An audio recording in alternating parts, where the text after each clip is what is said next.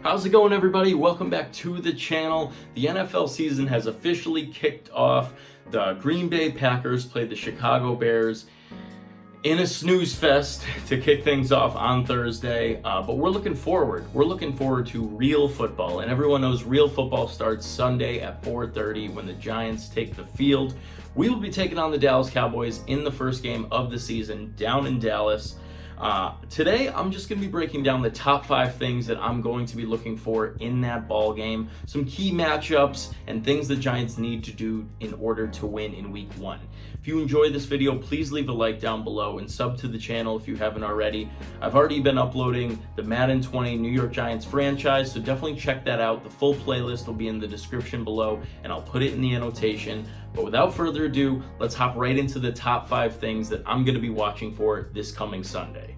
Number 5, Alec Ogletree and Jabril Peppers versus Jason Witten. As Giants fans, we all know the pain and the suffering that we had to go through as we watched Jason Witten tear us apart for years.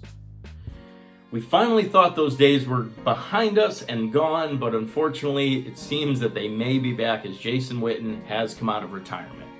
Now, is he the same animal that Tony Romo used for over a decade to meticulously move the ball down the field? Of course not.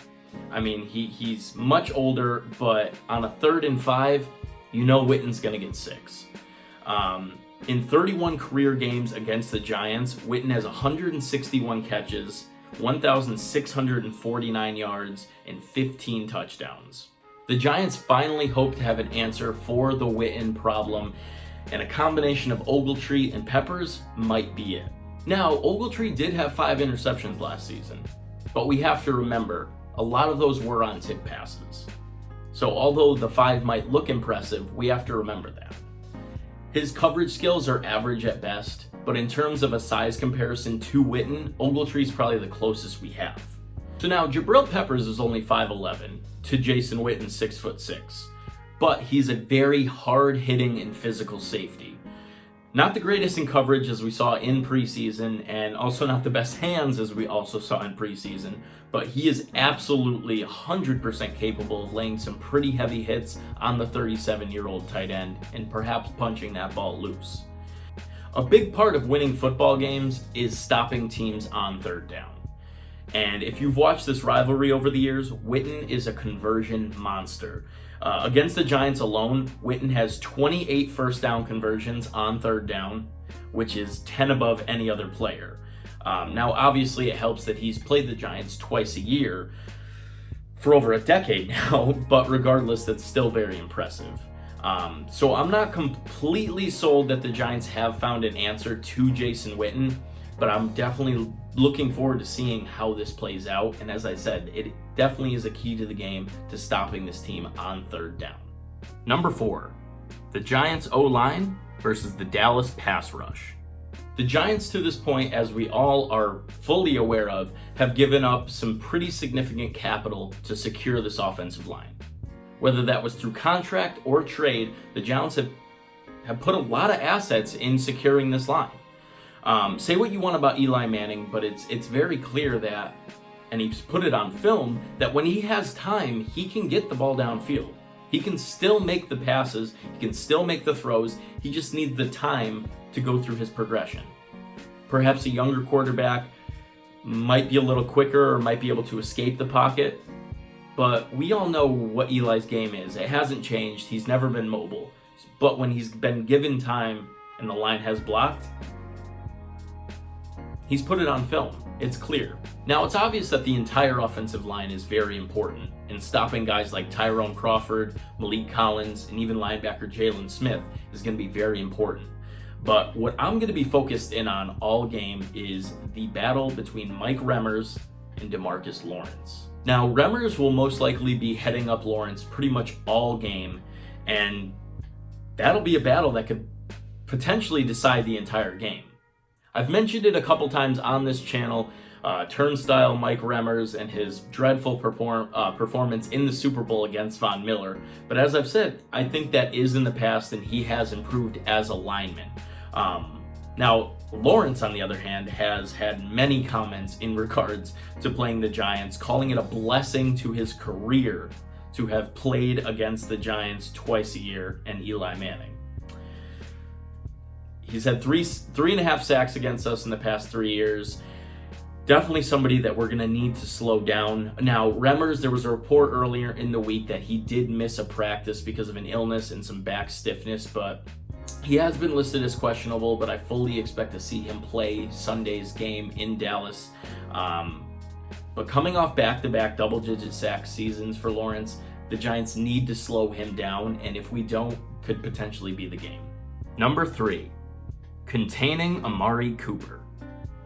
So I singled out Amari Cooper because realistically, there's not another receiver on Dallas that I'm at all afraid of. Outside of Amari Cooper, the second scariest pass catcher on the team is Ezekiel Elliott. The Cowboys have picked up Randall Cobb this offseason, but Cobb is far past his prime. Even playing in his prime with arguably the most talented quarterback to ever play the game only resulted in one season over 1,000 yards for Cobb. Michael Gallup did look relatively impressive in his rookie campaign for the Dallas Cowboys, but obviously the only true threat is Cooper. So the man that will be tasked with trying to slow down Cooper will most likely be Jonas Jenkins predominantly. Jenkins still a Giant in 2019. I was admittedly a little surprised when he escaped mid-season trades last year and when we were making trades earlier this offseason. But he's still a Giant. He is aging, but he's still very talented. And I believe they might have kept him along because they had an idea of who and what position they would be drafting this year. You know, a lot of young men in the secondary who have a lot of talent, but of course can learn a ton from a guy like Jenkins, who's better part of a decade has been one of the more dominant cornerbacks in the league. As I've already mentioned, Jason Witten is back for the Cowboys, and on short yardage passing situations, he's going to be huge. But in terms of deep bombs, big plays down the field, Cooper is that deep threat, and it's going to be up to Jonas to try and slow him down. As we saw last season, when Cooper went to Dallas, he was an instant spark to their offense. Cooper looked like an elite level wide receiver with Dallas, whereas in Oakland, he just kind of looked average below average. We do have a very young secondary outside of Bethea and Jonas Jenkins. So regardless of who is covering Cooper, we are going to need to slow him down if we have any chance of winning this ball game. Number 2, Saquon versus everybody. As I already mentioned in a previous entry, the Dallas defense is very dangerous. I've already mentioned some of the pass rushers that they have on the roster who, beyond pass rushing, are pretty good at run stopping as well. Now, if you look to last season, obviously it was only the second game of the year and the second game of the career of Saquon Barkley, but the Giants at Dallas, Saquon was held to only 28 rushing yards. He was completely dominated in the rushing side of the ball game. Obviously got the bulk of his yards in that game, in the passing game. I believe he had 80 total receiving yards. But we need to run the football to win ball games. I mean, the pass is set up by the rush, and the Giants need that to get past Dallas in week 1. It's clear that Saquon and the Giants improved against Dallas in the last game of last season. Obviously, Dallas was already in the playoffs, not a big win for them, but Saquon improved greatly. He rushed for 109 yards on 17 attempts, but it is tough for me to talk about that ball game because of the way it ended. If you saw it, I just refer to it as the Beasley game at this point, and I try to put that in my distant memory. I was at that game live, and that was just a crusher to watch in the stadium. Now, without question, the most important thing for our offense in this ball game is to give the ball to Saquon Barkley in space. And most of all, getting to those second level defenders, meaning those linebackers, getting our offensive line to that second level. If we have any chance of beating Dallas, that's exactly what we have to do. We have to get up to those second level defensive players like Jalen Smith, like Leighton Vander Esch, who are both just tackling machines. So that is definitely a key. And yes, the highlight reel plays from Saquon, it's awesome to watch when he's juking every defender, he's breaking tackles, he's jumping over people. It's awesome to see, but at the same time, I would much rather just have an open hole for Saquon to run through that our offensive line orchestrated. And that's what I'm going to be looking for from our offensive line, from Saquon Barkley in this first game of the season. And number one, breaking down the Dallas brick wall, stopping Zeke Elliott.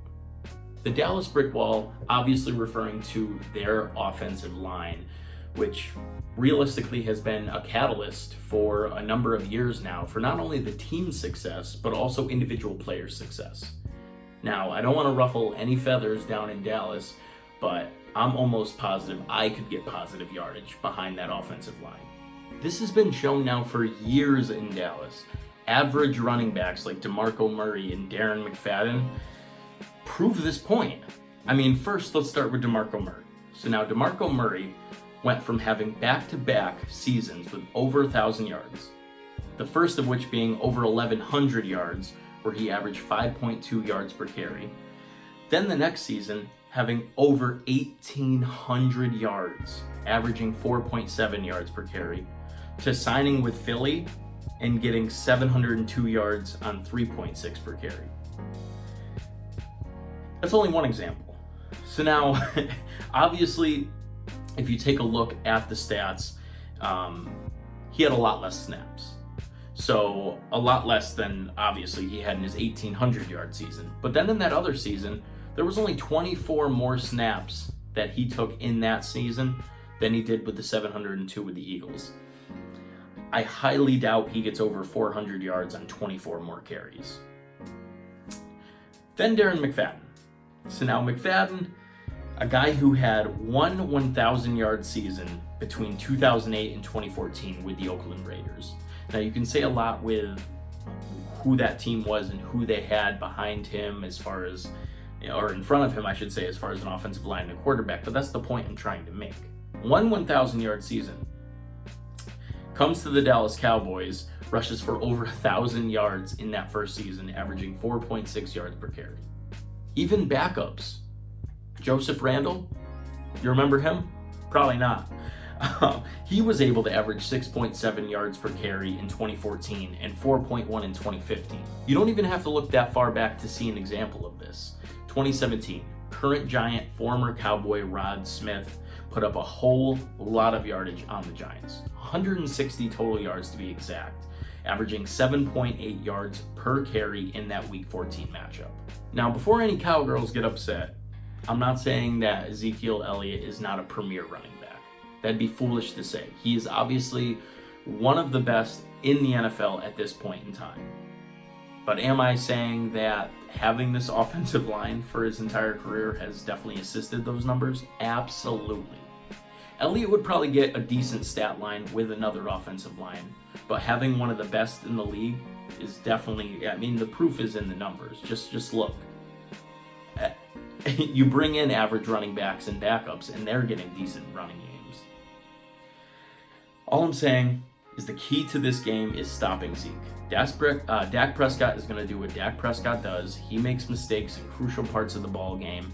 Getting the ball in Zeke's hands and stopping him for no gain is going to be key for the Giants here in week number 1, and that's the main thing that I'm going to be looking for in this ball game. And that's all I got for you guys today. That is the top 5 things that I'm going to be looking for in Dallas versus New York. Giants, Cowboys in Dallas this coming Sunday. Look out for my video posting on game day. I'm just going to be breaking down a preview of the ball game and my predictions for that game, as well as some bold predictions for the Giants season. So keep an eye out for that. I hope you guys enjoyed the video. Leave a like if you did. Subscribe to the channel if you haven't already, and I'll see you in the next one, guys.